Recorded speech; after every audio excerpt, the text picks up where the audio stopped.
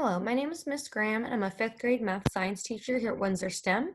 And I'm actually here to show you how to set your settings up in Zoom to make sure you don't have any accidental problems during sessions with students. So this is something important to do, and it's really easily overlooked. I've already seen a couple problems happen in PD meetings or various other video meetings that maybe you didn't set up the settings the way you want it, and it's giving you lots of problems and lots of grief as soon as you start a session. Now, especially if you're working with younger kids, you really do not want a glitch to really mess things up and confuse everyone involved. So, to change your settings to make sure you want want things to go as smoothly as you imagine them, at least you imagine they can be, you're going to go to My Account. You're going to move down to Settings. Oh, Settings right here. And when you're at settings, you're going to see here it says meeting, okay? And there's something called a waiting room. When participants join a meeting, place them in a waiting room and require the host to admit them individually. Enabling the waiting room automatically disables the setting for allowing participants to join before host. So right now here, I can turn it off, I can turn it on. I think it's best to leave it on because let's say for instance, if you have a student that is very disruptive. Now, you never want to kick them out of the session, but let's say they're having maybe a little personal crisis, or maybe there's some violent language that may be appearing, or maybe someone walked into the shot that isn't ready to be in that video screen. So if you're thinking about, oh, I have like 25 kindergartners, and maybe someone wasn't video ready and accidentally got caught on the screen, you want to make sure if you need to boot them really fast, boot them. If they ask to come back into the session, you can always verify, okay, are you ready to join? It's just a backup issue. Plus, as a security issue, you don't want them to join before you. You don't want any unmonitored things going on at the video chat and someone's getting their feelings hurt or someone's feeling unwelcome. And something that is rare, but something that bothered me when I heard it on the news, there is some issues of people hacking into Zoom sessions and they were doing some very inappropriate things, interrupting the lesson.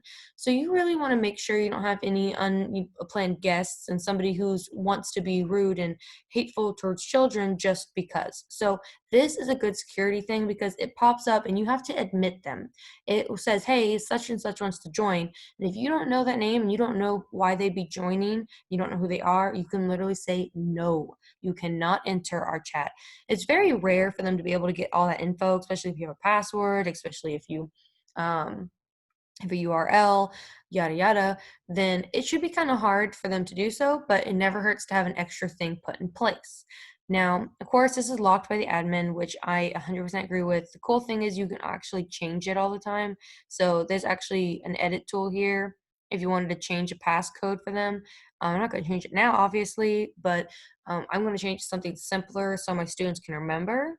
Um, and so only they would know. So that's locked. So some of these are going to be locked automatically since from your school account is like if you're from the same kind of account that I'm at, but from the same district, you will see that. Um, again, you can't, if these ones are kind of muted, it means you can't change it. But embedded passcode and invite link for one-click join, that we already have that in emails. Only authenticated users can join meetings from web client. That means the participants need to authenticate prior to joining meetings from web client. That's just another security measure, but I don't think it's as important right now based on some of our younger students. But if you go down to schedule meeting too, you can actually set up, right now it's off for me, but it says start meetings with host video on. So like you're the host. So when the meeting starts, if you want your video to be automatically seen, like the first thing that pops up, you can turn that on. If you are not ready to be seen yet and you want to wait, you can turn that off. Now, same thing here, participants video. Start meetings with participant video on. Participants can change this during the meeting. So if you want it to be auto set on, you can. I do like how it lets the participants change it still during the meeting because maybe a student does not feel comfortable using the video camera on for various personal reasons, and that is totally okay. But so if you do turn on, I would recommend just warning the students, hey, so you know your video will automatically come on. It will give them a warning too, but never hurts to be extra safe, and they can turn it off still during the meeting. I'm going to leave that off just for now. Again, audio type, there actually has been a recent update on this where they used to be able to use phone audio, but there's been some issues. So they took it away out of basic, which is what the version we have. So they took that out. You can also say allow participants to join the meeting before the host arrives. I would say super no, which is why it's off for me. You do not want them to join before you because there could be issues of maybe a disagreement between students, haven't seen each other in a while, or think out of control or rowdy. It's good for them to wait because in the classroom, you wouldn't leave the kids by themselves in the classroom, like on their own. So you wouldn't do the same thing in a video session. So over here, you can enable personal ID, meeting ID, which I already have. Everyone automatically, this is on at first. There's no reason really to turn it off. It just helps identify you when you join a meeting. Um, Again, the meet scheduling, all that, it's not too bad. And then in meeting basic, you can also go allow meeting participants to send a message visible to all participants. Now, this is something you want to know. Private chat. Allow meeting participants to send a one-on-one message to another participant. I am going to turn this off. If I'm hosting a meeting with children, I'm going to turn that off because I can't tell, because it'll be private, so I cannot see it even if I'm the host. I can't tell if there is somebody writing to a student. Let's say these two students don't like each other, maybe there's an issue of bullying, and you do not want to make a student feel like they are not being respected in their own classroom environment, online or in class, does not matter. So I would turn this off because I do not see this being very beneficial right now. Because a student's feelings could be hurt, a student's feelings could be, disregarded because of this, which is why you should turn it off, in my opinion. Auto saving chats, it automatically saves all in message meeting chats, so the hosts do not need to manually save the text. I would turn this on when you're with the students because let's say a student asks a very important question, or you want to bring it up in TBT forums, or if you want to bring it up in discussions about how things are going, it's pretty good to have that there. So if a student's having trouble either with their audio or they don't feel comfortable talking because maybe they're in a very noisy environment, they can write down their questions, concerns. You can actually use maybe some of that as evidence of learning if they're asking very important questions. So I would turn that on. Sound notification when someone joins or leaves. This depends. If you want to be notified and you think your students for the most part will stay in the session, but you want to make sure you notice someone, pop right out, or if they join late, this could be useful, but mine's off right now. But you got to think about if there's maybe a bad connection. I know if it's storming even nearby, that's going to be an issue. And you would hear like dings over and over and over again. So you got to weigh the pros and cons there. Is this going to be too much of a distraction? You got to weigh, is this what I really want? Um, File transfer, hosts and participants can send files to in-meeting chat. Again, this is pros and cons. Younger students, I'm sure, won't even realize it's there. Older students, it really depends. I can imagine some of this being abused if someone puts, like, I know some of our students like some memes or pictures. It could be abused, and maybe someone posts something inappropriate, because I know Google Hangouts in our own school had some problems with that. So right now, I'm going to actually put this as off. I can always turn that on later. And I will allow students, like if I'm saying, hey, share a document with your group, because if you're doing breakout sessions, you could turn that on. But for now, I'm going to turn that off. Allow feedback to Zoom. I'm going to keep it off right now. Display end of meeting experience feedback. Don't worry about that. Turn it off. Let's see. Allow Zoom windows during screen share. There's really no reason to have it off or on, to be honest. So, and this one's only available if it's updated in your system. So that's not too worried about right at the moment. Now, screen sharing. So you can go, who can share? Obviously, if you're with the students, I would probably just keep it as you, because you don't want everyone trying to fight for that. So allow host participants. So it's going to be just who can share host and who can start sharing when someone else is sharing. Only the host, obviously, since that one is set that way. If you change it to all participants, then that changes, but I'm going to keep it as host only. So this is disable desktop screen share for other users. So that will just hide it and get rid of it. If this is off at the top, then there's really no reason. Annotation, allow host and participants to use annotation tools to add information to shared screens. So you can, it's like allow saving shared screens with annotations.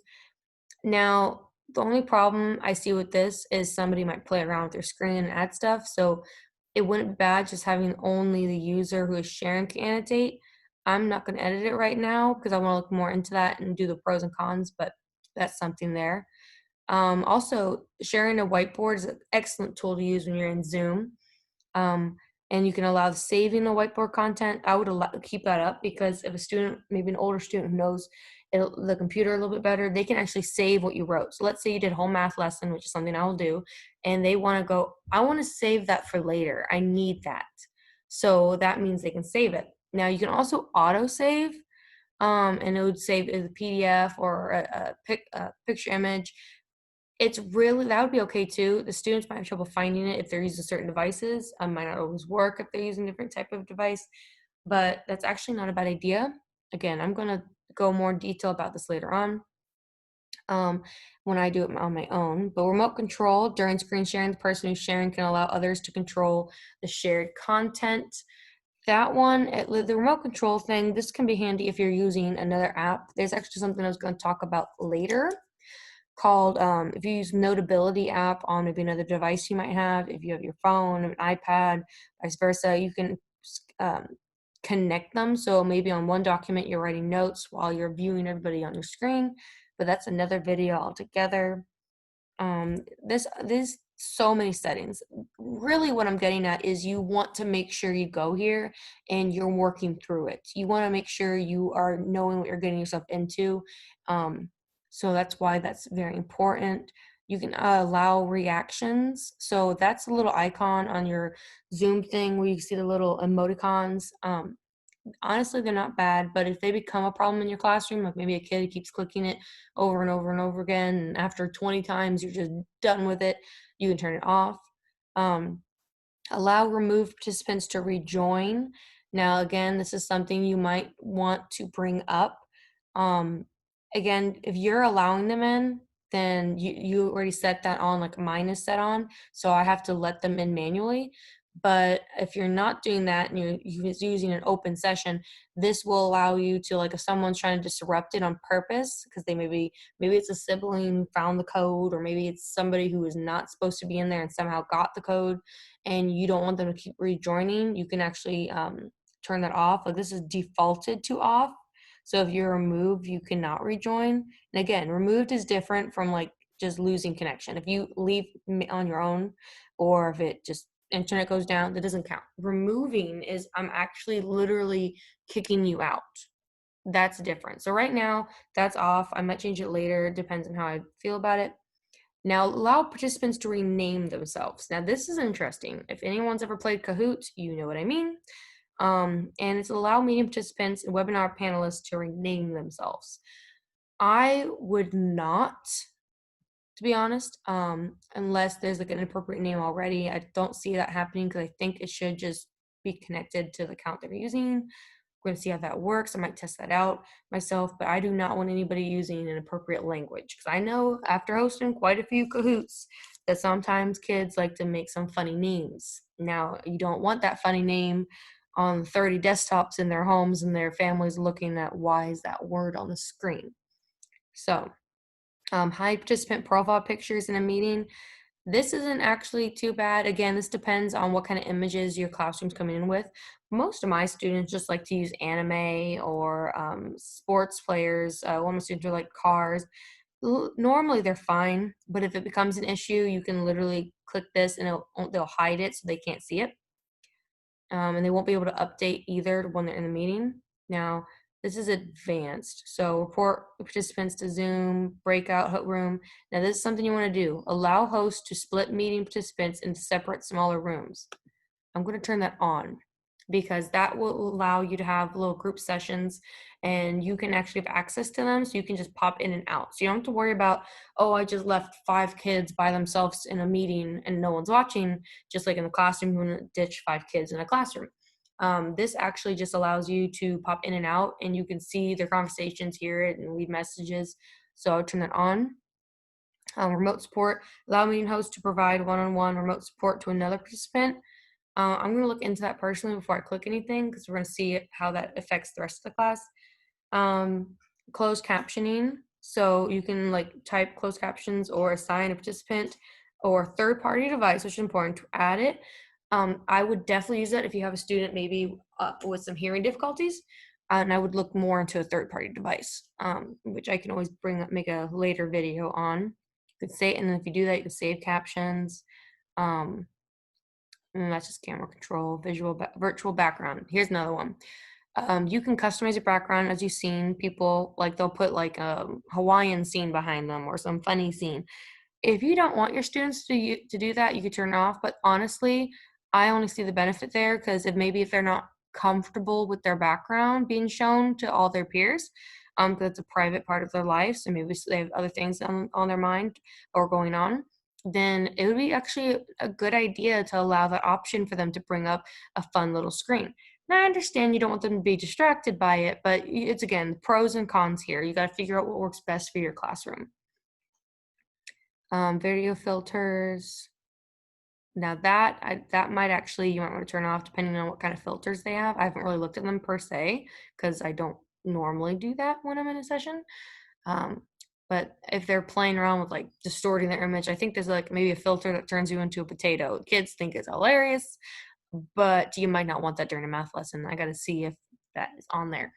So again, identify guest participants. You can all these things, auto answer and group and chat. You can enable users to see and add contacts. Yeah, all these only show default email.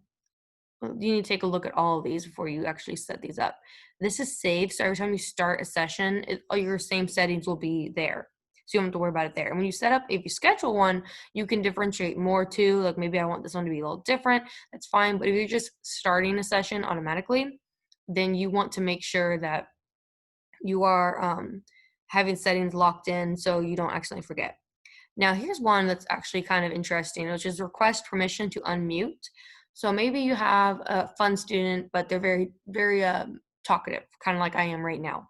And maybe they keep interrupting or they keep accidentally unmuting, not realizing. This will allow you kind of like a raise your hand option. And basically they'd ask you, can I unmute? And then you can take turns like, okay, now you talk and da, da, da. I'm going to leave this off for now, but it's something I might use in the future. This will just make sure no one interrupts everybody and like they take turns so no one's getting overshadowed or maybe that quieter student isn't constantly getting, pushed out with all the noise. Let's see. Email notification, that's not really important depending on if your school doesn't have really an email for students. Like mine, they don't really have an email. Yeah, invitation email, schedule privilege, all that. So basically that's how you set up all of your settings, and that's how you get an auto saves. If it doesn't ask you to save, then that means it auto saves, which you saw at the top a few times if you paid attention that it auto saved here. But basically that's how you set up your settings to make sure that the kids are safe, being appropriate, being kind to each other, and that you have a little bit of control over your sessions. Again, please take your time, look at your settings, do not forget, because you do not want to be in the middle of a session when things start to go sour. So I hope this helped. Look forward to other instructional videos that I will continue in the future as I find more Chrome extensions.